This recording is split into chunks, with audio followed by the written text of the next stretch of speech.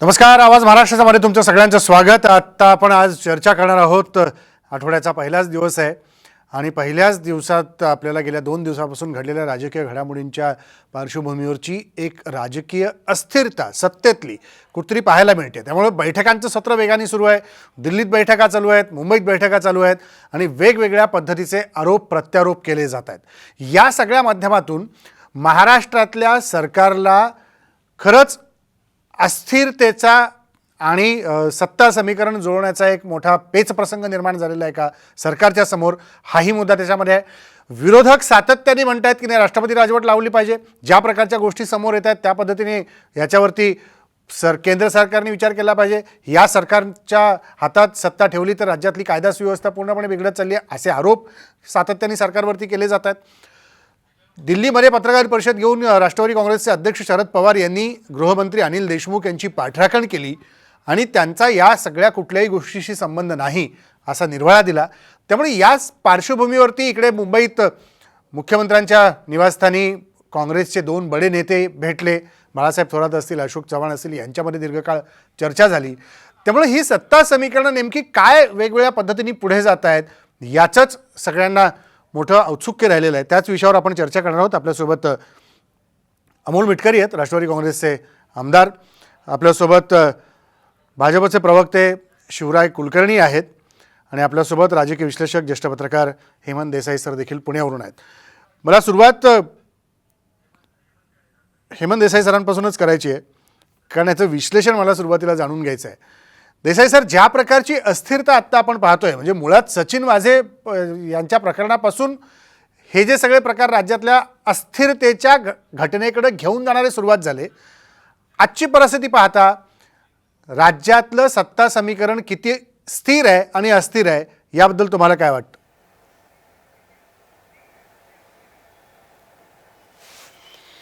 नाही, गेल्या काही दिवसामधल्या घटनांमुळे महाविकास आघाडी सरकारची वेगवेगळ्या प्रकारची अकार्यक्षमता सामोरी आलेली आहे, हे नक्की. म्हणजे धनंजय मुंडेंचं प्रकरण, संजय राठोड यांचं प्रकरण आणि त्याच्यानंतरचं आत्ताचं प्रकरण, सचिन वाझे नंतरचं सगळ्या गोष्टी झाल्या त्या. पण यामुळे सरकार अस्थिर झालेलं आहे असं बिलकुल नाही. सरकार हे अकार्यक्षम आहे असं आपल्याला म्हणता येईल, किंवा काही अनेक घनघोर चुका हे सरकार सातत्याने करत आहे हेही आपल्याला मानता येईल. परंतु मुख्य गोष्ट अशी आहे की सरकार जर अस्थिर आहे, इथे कायदा आणि सुव्यवस्था कोलमडून गेलेली आहे पूर्णपणे. प्रशासनावरती सरकारचं कुठल्याही प्रकारचं नियंत्रण नाही आहे आणि त्यामुळे या महाराष्ट्रामधल्या जनतेचं हित साधलं जात नाही. म्हणून इथे हे सरकार बरखास्त करावं अशा प्रकारची मागणी केली जाते. काही दिवसांपूर्वी अशी मागणी जेव्हा केली जात होती, काही दिवसांपूर्वी, तेव्हा स्वतः म्हणजे चंद्रकांत दादा पाटील असतील किंवा अन्य कोणाकडनं जी मागणी केली गेली तेव्हा देवेंद्रजी स्वतः म्हणाले की राष्ट्रपती राजवट आणावी असं आमचं म्हणणं नाही, असं ते म्हणत होते. पण इतर नेते सातत्याने म्हणत होते. आजही देवेंद्रजी असं म्हणत नाहीयेत की इथे राष्ट्रपती राजवट आणा, पण रामदास आठवले म्हणतायत, गिरीश बापट यांनी मागणी केली आहे, सुधीर भाऊ असतील किंवा चंद्रकांत दादा असतील, हे सगळे बडे बडे नेते त्यांचे अशी मागणी करतात की राष्ट्रपती राजवट आणली पाहिजे इथे. नंतर उद्या राज्यपालांना हे लोक भेटणार आहेत. त्यानंतर मग तुम्हाला बघा परमवीर सिंगांच्या मार्फत म्हणजे आता हे सुप्रीम कोर्टामध्ये प्रकरण जाईल. त्यानंतर यांचे जे जवळचे काही पक्षाचे जे नेते आहेत ते असं म्हणतात की केंद्रीय यंत्रणांतर्फे याची चौकशी झाली पाहिजे. उदाहरणार्थ राज ठाकरे यांच्या जे काही त्यांचं वक्तव्य समोर आलं त्याचं देवेंद्रजींनी 2दा त्याची प्रशंसा केली. त्याच्या अगोदर सुद्धा एकदा देवेंद्रजींनी त्यांची खास प्रशंसा केलेली होती. राज ठाकरे असं म्हणाले की केंद्रीय यंत्रणांतर्फे म्हणजे केंद्र सरकारने याच्यात हस्तक्षेप केला पाहिजे. ज्या पुलवामा आणि बालाकोट बाबत स्वतः राज ठाकरे यांनी म्हटलेलं होतं की त्याच्याबद्दल एकूण संशय व्यक्त केला होता, म्हणजे तो केंद्र सरकार म्हणजे मोदी सरकारबद्दल संशय व्यक्त केला होता, ते अचानकपणे असं म्हणायला लागले की केंद्रातर्फे याची चौकशी व्हायला पाहिजे. पण एकूण या सगळ्या याच्यातनं बघा तुम्ही, भारतीय जनता पक्षाचे प्रवक्ते असतील, भारतीय जनता पक्षाचे नेते असतील, केंद्रातील नेते असतील, या सगळ्यांचं एक कोऑर्डिनेशन असं चाललेलं आहे की हे सरकार सर्व प्रकारे अस्थिर आहे. आणि हे सरकार अस्थिर आहे याचं केवळ भाजप प्रयत्न करताय असं नाही. या सरकारमधले जे काही नेते आहेत ते सुद्धा आपल्या एकूण कार्यक्षमतेमुळे किंवा त्यांच्यामधलं कोऑर्डिनेशन नसल्यामुळे या सगळ्या याला बळी पडत चाललेले आहेत. यांची अकार्यक्षमता आहे यात शंकाच नाही. म्हणजे अनिल देशमुख यांच्याकडे काहीही या प्रकरणाची काहीही माहिती नव्हती. सुरुवातीच्या काळात देवेंद्रजींनी आरोप केले अनेक, त्याची माहिती त्यांना नव्हती, त्याची उत्तरं त्यांनी चांगल्या प्रकारे दिली नाहीत, यात शंकाच नाही. म्हणजे तिथे संपूर्ण नाही देसाई सर, म्हणून देवेंद्रजींनी हे संपूर्ण प्रकरण त्यावेळेस त्याच्यावरती ते आक्रमक पवित्रा घेऊन सर त्या मुद्द्यामुळेच मला आपल्याला विचारायचं आहे की ज्या प्रकारे आता समन्वयाचा अभाव स्पष्टपणे दिसतोय, पण हा समन्वयाचा अभाव त्यांच्याकडच्या अकार्यक्षमतेला कारणीभूत ठरतोय का? एक. नंबर 2, ह्या समन्वयाचा अभाव असल्यामुळेच ती अस्थिरता कुठेतरी समोर दिसतीये का? म्हणजे कुणाचा पत्ता कोणाला लागत नाहीये, कोण काय करतं याचा संदर्भ कोणाला जुळत नाहीये. म्हणजे राष्ट्रवादी काँग्रेसचे नेते कुठे भेटत आहेत, इकडे काँग्रेसचे नेते अत्यंत शांतपणे बसलेले आहेत, त्यांचं काय चाललंय ते कळत नाही. ही अस्थिरता त्या अनुषंगाने मी म्हणतोय की सरकारकडे आत्ता पूर्णपणे बहुमत आहे का? तर आहे, पण ती अस्थिरता अशा मुद्द्यात नाही येते.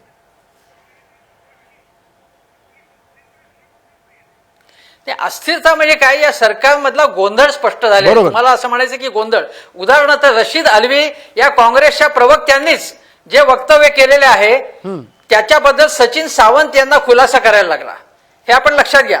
किंवा शिवसेना नेते संजय राऊत काल काय म्हणाले की सगळ्यांनी आत्मपरीक्षण केलं पाहिजे असं ते म्हणाले. आता वाटलं की हे आत्मपरीक्षण करतायत, पण आज त्यांनी जी पत्रकार परिषद घेतली त्यामध्ये त्यांनी सगळं सांगितलं, सगळं व्यवस्थित चाललंय आणि सगळं मोदी सरकार आणि भारतीय जनता पक्ष सगळं करतं, म्हणजे आमची काहीच चूक नाहीये असं त्यांनी सांगितलं. म्हणजे स्वतः त्यांनी कॉन्ट्रडिक्ट केलं. आता बघा तुम्ही, विधानसभेमध्ये शिवसेनेच्या बाजूने म्हणजे किल्ला लढवायला, संजय राठोड यांच्या बाजूने किल्ला लढवायला राष्ट्रवादीचे लोक त्या पद्धतीने आक्रमकपणे, काँग्रेसचे नेते नाना पटोले व्यतिरिक्त आक्रमकपणे पुढे आले नाहीत. किंवा सचिन वाझे प्रकरणामध्ये सुद्धा हे जे मित्रपक्ष आहेत त्यांचा त्या पद्धतीने त्यांनी पुढे यायला पाहिजे होतं, ते पुढे आले नाहीत. तेव्हा शिवसेनेचे नेते कमी पडले. म्हणजे राष्ट्रवादीच्या वरती हल्ला होत असताना हे लक्षात घेतलं पाहिजे ना आपण. आज आता सुधीर भाऊंनीचा अशी मागणी, थेट म्हणे अशी मागणी केली त्यांनी की अनिल देशमुखांना अटक करा. ते काय म्हणाले आज, आता दुसरी गोष्ट, याची दुसरी बाजू सांगतो. अनिल देशमुखांना अटक करा एकदम. आधी ते म्हणतायत की हे सगळे राजकारण करतात, म्हणजे सत्ताधारी पक्ष. सुधीर भाऊ असं म्हणाले, ते अशा प्रकारचं आताताई वक्तव्य कधीही करत नाहीत, आजपर्यंत त्यांचा अनुभव नाही, पण ते थेट अटक करा म्हणाले. आणि ते म्हणाले की शरद पवार हे न्यायालयाच्या जजच्या भूमिकेमध्ये आहेत. आता ते जे जजच्या भूमिकेत आहेत असं तुम्ही म्हणता, मग तुम्ही काय सुप्रीम कोर्टचे सरन्यायाधीश आहात का की त्यांना थेट अटक करा म्हणतात? एका माणसाने आरोप केल्यावरती थेट अटक करायची त्यांना. तेव्हा या प्रकारचा दोन्ही बाजूंनी जो काही गोंधळ चाललेला आहे तो आपण लक्षात घेतला पाहिजे.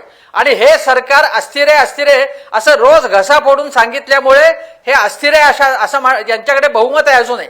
गोंधळ आहे नक्की, अकार्यक्षमता नक्कीच आहे, कोणाचा पायपूस कोणाच्या पायात नाही हे कबूल आहे. पण तरी सुद्धा हे सरकार पूर्णपणे राज्याची वाट लागलेली आहे असं म्हणता येणार. म्हणजे हेच जर इथे राष्ट्रपती राजवट आणण्याचं कारण असेल तर मग उत्तर प्रदेशमध्ये विकास दुबे प्रकरणापासून अनेक प्रकरणं सांगता येतील, बिहारमधली प्रकरणं अनेक सांगता येतील, आसाममधली प्रकरणं सांगता येतील, बरोबर, अशी अनेक प्रकरणं सांगता येतील. त्यामुळे सगळ्या राज्यामध्ये अशा प्रकारचा गोंधळ अनेकदा असू शकतो. कर्नाटकमध्ये गोंधळ आहे ना किती. कर्नाटकमध्ये एका मंत्र्याला अलीकडे राजीनामा द्यायला लागला, लगेच राष्ट्रपती राजवट आणावी असं कोणी मागणी केली नाही तिथे. त्यामुळे सगळ्याच राजकीय पक्षांचा एक समतोल जो आहे किंवा विवेक आहे, संयम आहे, तो हरवत चाललेला आहे असं मला वाटतं. अगदी खरं आहे की तो समतोल ढासळल्यामुळेच अशा प्रकारचा हा गोंधळ राजकीय पटलावरती पाहायला मिळतोय. अमोल मिटकरी आपल्यासोबत आहेत, राष्ट्रवादी काँग्रेसचे प्रवक्ते आणि आमदार. अमोल मिटकरी, ज्या प्रकारची ही सरकारच्या पातळीवर समन्वयाचा अभाव तर स्पष्टपणे तिन्ही पक्षातला दिसतोच आहे. कारण काल संजय राऊतांनी ज्या प्रकारे सकाळी ट्विट केलं होतं, नए राष्ट्र की खोज है, नए राष्ट्र की तलाश है, आणि जसं आता सरांनी उदाहरण दिलं की आज ते म्हणतात की नाही सगळ्यांनी काहीतरी विचार करायला पाहिजे. म्हणजे आपल्याच वक्तव्याला आपणच खोडून काढायचं आणि काहीतरी वेगळा मार्ग दाखवण्याचा प्रयत्न करून नवीन वाट कुठे आहे तो शोधायचा प्रयत्न करतो असं म्हणायचं म्हणजे खरं समन्वय चाललंय का आणि सगळं काय आलबेल आहे का? नाही, माफ करा, देसाई सर बोलत असताना शेवटच्या टप्प्यामध्येच तुम्ही या चर्चेमध्ये मला थोडा संवादाचा म्हणजे मी कनेक्टिव्हिटी झाली नव्हती. आता मी कनेक्ट झालोय आपल्याशी. यापूर्वी काय चर्चा झाली किंवा काय विषय मांडले गेले हे माझ्यापर्यंत आले नाहीत आणि मला असं कळलं होतं की चर्चेमध्ये भारतीय जनता पार्टीकडून सुद्धा कोणीतरी आमदार किंवा कोणीतरी त्याचे प्रतिनिधी असतील. मात्र देसाई सरांचं शेवटचं जे विश्लेषण मी मनापासून ऐकलंय की महाविकास आघाडी सरकार सत्तेवर आल्यानंतर कोरोनाच्या संकटाच्या काळात सुद्धा पहिले जे काही दीड दोन वर्ष आहे त्यामध्ये अत्यंत चांगल्या पद्धतीनं काम केलेलं आहे. त्यात गृहमंत्री असतील, आरोग्यमंत्री असतील, मुख्यमंत्री असतील, अर्थमंत्री असतील, याला कोणीही नाकारू शकत नाही. अधिवेशनं पण 3 अधिवेशनं झाली. त्या अधिवेशनात सुद्धा कंगना राणावत, त्याच्यानंतर अर्णव गोस्वामी, आता मनसुख हिरेन या प्रकरणाच्या अवतीभोवती हे सगळं वातावरण ते फिरवत राहिले.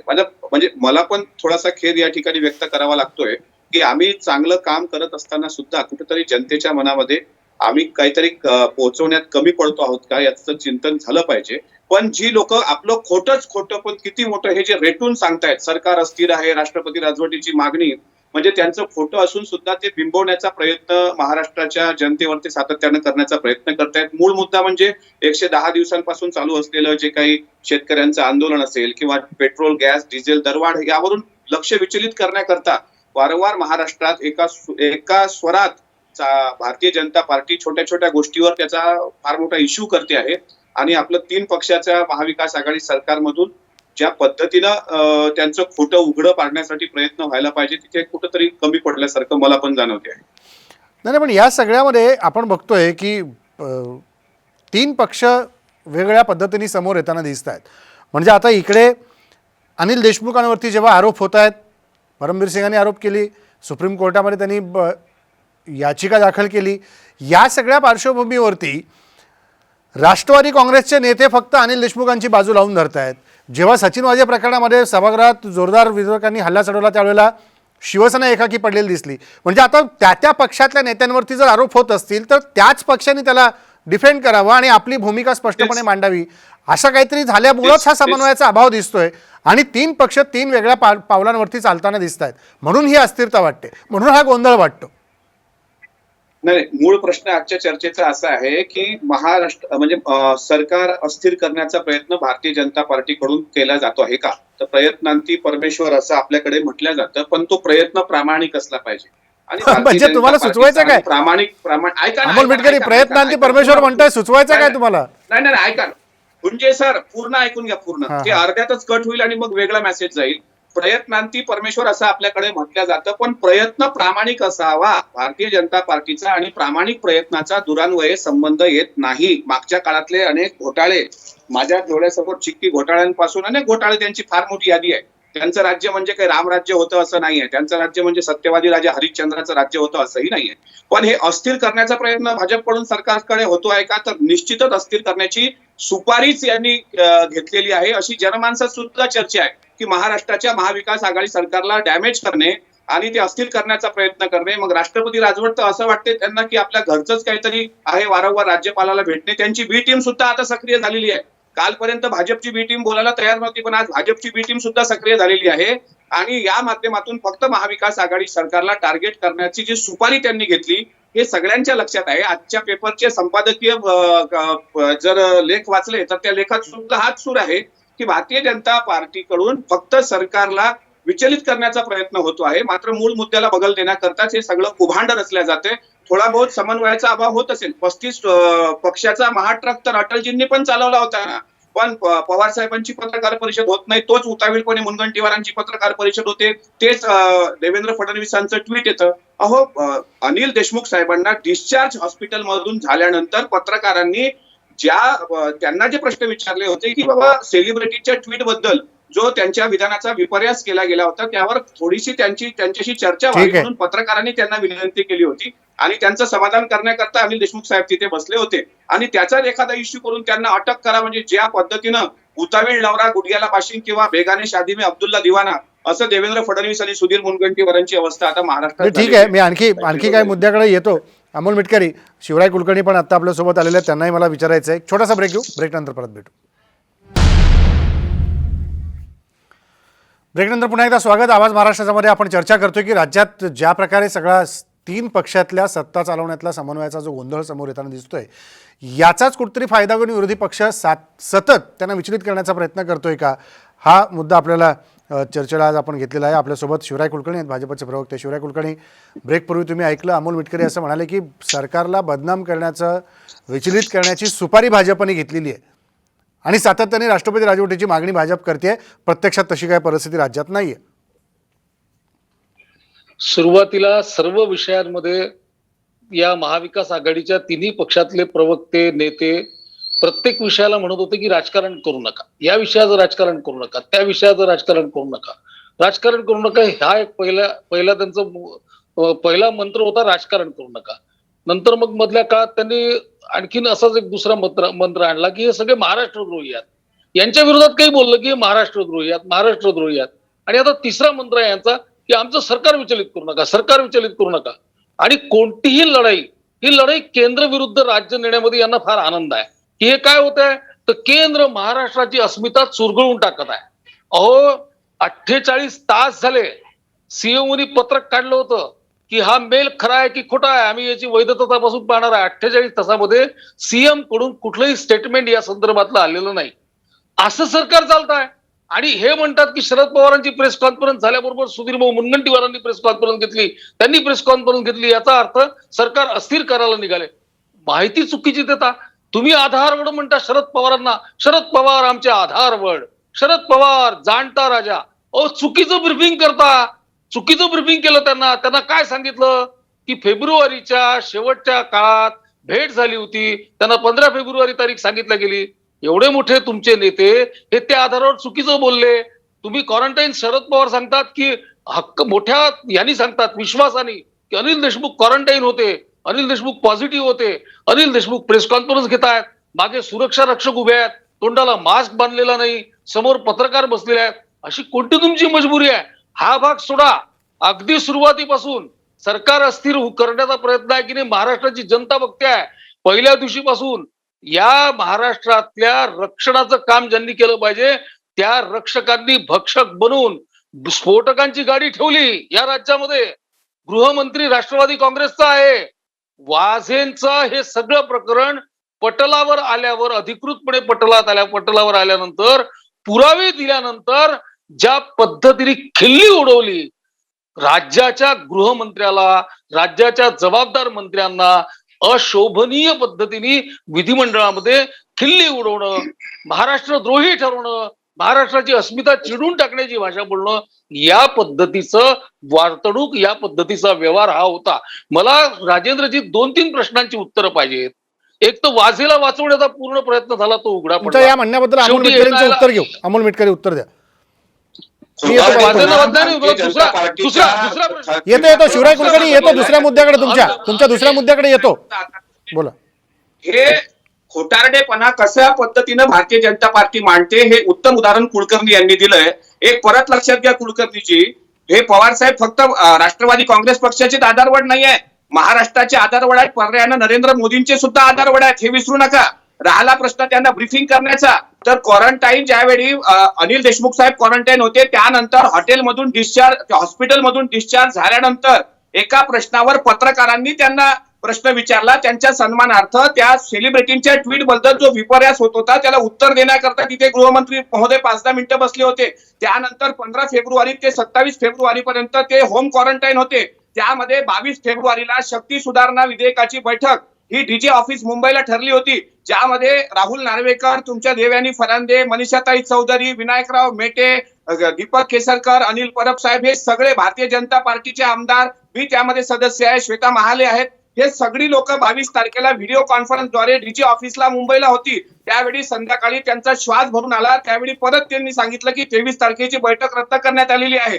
म्हणजे ज्या पद्धतीनं एखादा व्यक्ती एखाद्या गृहमंत्री पदावर असताना एखाद्या ठिकाणी पत्रकारांनी तर त्यांना प्रश्न विचारला असेल तर ते क्वारंटाईन सेंटर मधून बाहेर आले असतील, आपल्या डिस्चार्ज घेऊन बाहेर आले असतील आणि पत्रकारांनी विचारलं असेल साहेब तुमची तब्येत कशी आहे, त्याचंही सुडाचं राजकारण भाजप करून या सरकारला ज्या पद्धतीनं टार्गेट करते आहे तर महाराष्ट्राची जनता दूधखोडी नाही आहे. आणि पवार साहेबांवर बोलताना थोडा 10 विचार केला पाहिजे. पवार साहेबांचं ब्रीफिंग कोण करतं यामध्ये तुम्ही त्याच्या चौकशा करू नका.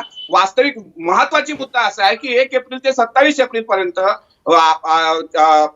फेब्रुवारी पर्यंत आणि गृहमंत्री कुठे होते याची तुम्ही त्या पद्धतीने चौकशी करा आणि डायव्हर्ट करू नका. महाराष्ट्र तुमचे, आता मला कळलं की प्रवीण दरेकरांना राज्यपालांनी त्या ठिकाणी बोलवलंय. म्हणजे महाराष्ट्राचं सरकार डॅमेज करायला काही राज्यपाल गोट्यातून किंवा राज्यपाल भवनातून काही आता नवीन काही शिस्त आहे का, हे सुद्धा महाराष्ट्र लक्ष ठेवून आहे. त्याच्यामध्ये कुलकर्णीजी, तुमची जी खोटी परंपरा आहे, खोटं बोलायचं आणि रेटून बोलायचं, ही भाजपची जी परंपरा आहे ते कृपा करून मीडियाच्या समोर तुम्ही दिशाभूल जनतेची करू नका. शिवराय कुलकर्णी बोला. ठीक आहे अमोल मिटकरी, ठीक आहे शिवराय कुलकर्णी. झालं असेल. हा, कसं आहे की दुसऱ्याला खोटं ठरवणं ठीक आहे, ते ठरवायचं मिटकरींची पद्धत आहे, त्या पद्धतीने मिटकरी बोलत राहिले तर मला काही त्याच्याबद्दल आक्षेप नाही.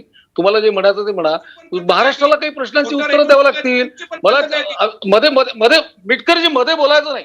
मी तुमच्या मध्ये बोललेलं नाही, माझ्यामध्ये बोलायचं नाही. माझं झाल्यावर उत्तर द्यायचं, मध्ये बिलकुल बोलायचं नाही, मध्ये बोलायचं नाही. नाही शिवराय कुलकर्णी तुमचं पूर्ण करा. ऐका माझा तुमच्या दोघांच्या याच्यामध्ये वादात माझा वेळ नाहीये तेवढा घालवायला. तुम्ही तुमचं पूर्ण करा. शिवराय कुलकर्णी तुम्ही बोला, तुम्ही बोला. वेळ संपत आला माझा, बोला. वाजेंचा मुद्दा उपस्थित झाल्यानंतर विधिमंडळामध्ये गृहमंत्री उत्तर देतात की अमुक अमुक व्यक्ती तुमच्या जवळचा आहे म्हणून तुम्ही वाजेला प्रयत्न करणार आहात का वाचवण्याचा. दुसऱ्या दिवशी विधिमंडळामध्ये विरोधी पक्षनेते सांगतात की मनसुख हिरेंच्या जीवाला धोका आहे, त्याला सुरक्षा दिली पाहिजे. आणि संध्याकाळी मनसुख हिरेंचं प्रेत आपल्याला सापडतं, ते देखील गमतीवर घेतलं जातं. महाराष्ट्रात मध्ये बोलत. तिसरं परमवीरांचं पत्र आल्यानंतर, परमवीरांचं पत्र आल्याच्या नंतर, परमवीरांना इथून बदलल्यानंतर गृहमंत्री टीव्हीच्या समोर गृहमंत्री सांगतात की परमवीर सिंगांच्या विरुद्ध इतके पुरावे होते, इतकी त्यांची इन्व्हॉल्वमेंट होती की आम्हाला त्यांची बदली करावी लागली. जर पुरावे होते, जर इन्व्हॉल्वमेंट होती तर परमवीर सिंगला अटक का केली नाही? अटकेची हिंमत का झाली नाही? अहो, वाजेला बदलवण्याची ज्यांची हिंमत नाही, वाजेची बदली करण्याची ज्यांची हिंमत नव्हती, वाजेचं नाव तोंडातून काढण्याची ज्यांची हिंमत नव्हती, मुख्यमंत्र्यांपासून तर साध्या महाविकास आघाडीच्या आमदारांपर्यंत सगळेजण वाजेंना कुर्निसात करण्याच्या नादामध्ये त्याची बाजू घेऊन बोलत होते. ते काय परमवीर सिंगांना अटक करणार आहे? त्याच्यामुळे वाजे तर परमवीर सिंगांपर्यंत अत्यंत बेजबाबदार केलेला आहे. आणि परमवीर सिंगाला बळी बनवलंय, बळीचा बकरा परमवीर सिंगाला बनवलंय. महाराष्ट्राच्या लोकांना समजतं हे सगळं तुमचं राजकारण. हा जो तडीपार कार्यक्रम आहे ना, तुमचा तडीपार कार्यक्रम, आणि पुन्हा येण्याचा जो प्रयत्न आहे ना, तो महाराष्ट्रात सक्सेस होणार नाही. इथे राष्ट्रपती राजवट लागणार नाही, इथं सरकार अस्थिर होणार नाही. स्वप्न पाहू नका कुलकर्णीजी, स्वप्न पाहू नका. तुम्ही परमवीर सिंगाच्या खांद्यावर लायकी कोणाची काढताय? कोणाची लायकी काढताय? वाधवानला पास देणारा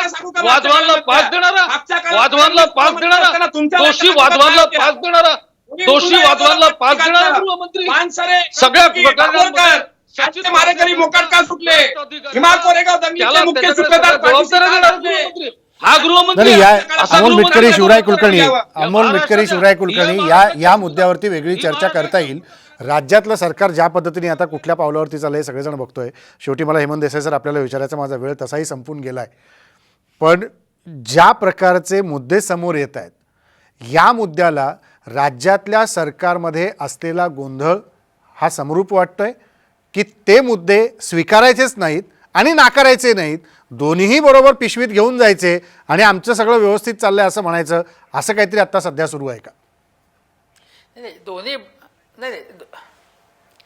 दोन्ही बाजूकडून अतिरेक केला जातोय. आता जे भाजपच्या प्रवक्त्यांनी सांगितलं की अनिल देशमुखांचा खुलासा आलेला आहे याबाबत, आणि त्यात अमोल मिटकरींनी तो खुलासा सांगितलेला आहे. मी काही त्यांची बाजू घ्यायला बसलो नाही तिथे, पण ते अनिल देशमुखांनी कुठल्या परिस्थितीमध्ये बाहेर येऊन मीडियाचे लोक एकदम आले समोर, चालते वा असं म्हणता येत नाही, त्यामुळे ते बोलले होते.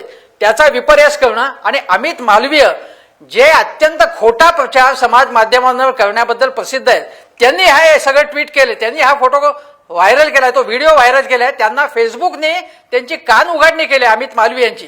तेव्हा त्यांची बाजू घेऊन काही कोणी भाजपने काही सांगण्याचं कारण खोटारडेपणा करतात, सातत्याने भारतीय जनता पक्ष खोटारडेपणा करतात. आणि दुसरी गोष्ट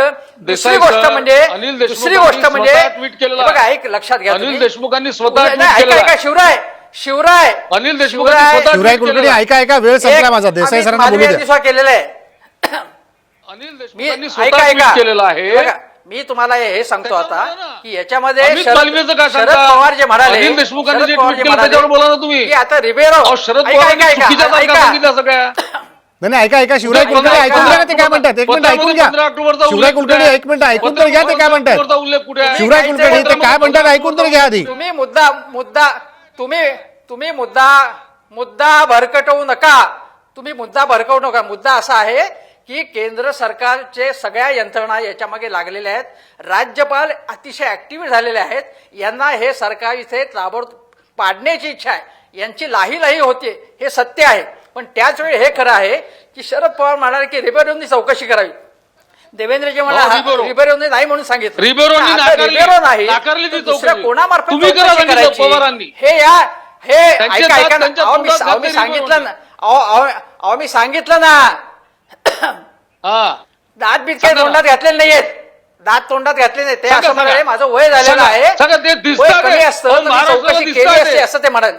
ते महाराष्ट्राला दिसतं. रिबेरोंचं नाव घेतलं. शिवराय कुलकर्णी, माझा वेळ संपला, मला मध्येच कार्यक्रम आवरता घ्यायला लागेल. नाही, नाही, खोटं असं बोलू नका. तुमचं मला असं आहे की काही ऐका, एक शेवटचा मुद्दा म्हणजे सांगतो. तुमचा वेळ संपला एक म्हणजे शेवटचा माझ्या मुद्दा- बोलण्याच्या वेळी असं ऐका, बोलत ऐका. होता. माझ्या ऐकून घ्या बोलण्याच्या ना. वेळी पण असंच चालू होतं नाही, ना. नाही, एक नाही, मिनिट नाही, एक मिनिट हो, ऐकून घ्या ना. एक मिनिट शिवराय कुलकर्णी, सत्य बोलता आहे. ऐका एक मिनिट शिवराय कुलकर्णी. ऐका सर एक मिनिट सर, देसाई सर एक मिनिट.